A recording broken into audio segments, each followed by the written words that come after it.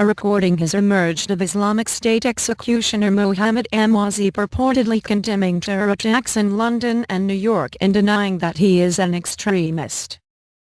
In the recording, which could not be independently verified by USA Today, Emwazi, who was named as Jihadi John last week, purportedly talks about his conversation with a security agent from Michigan 5, the U.K.'s domestic security agency. The tape was made in 2009 by the British advocacy group Cage, which assists people who claim they are targeted by security officials. After graduating from the University of Westminster in London in 2009, Emwazi travelled to Tanzania for a safari with friends, but he was detained by authorities and flown to Amsterdam, where a British agent questioned him about suspicions he was trying to join al-Shabab militants in Somali.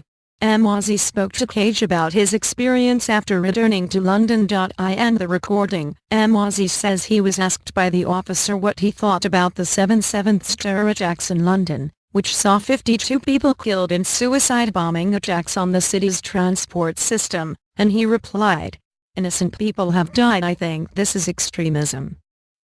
He said he was then asked what he thought of the war in Afghanistan. Emwazi said he replied, "We see the news, innocent people are getting killed, and the officer, started telling me what do you think of 9/11. I told him this is a wrong thing, what happened was wrong. What do you want me to say? If I had the opportunity for those lives to come back, then I would make those lives come back." When asked what he thought about the Jews, he said, "They're a religion, everyone's got his right to his own belief." Emwazi told Cage that, after all this, the officer said he still believed he was going to Somalia to train.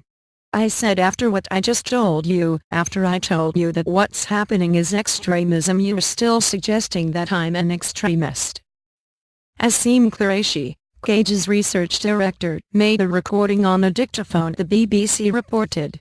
He has been criticized for suggesting that harassment by security services could have contributed to Emwazi's radicalization. John Sars, the former head of Michigan 6, the U.K.'s Foreign Intelligence Service, told BBC Radio last week that an approach by security services was a chance for suspected extremists to draw back from the terrorist groups and acted as a warning.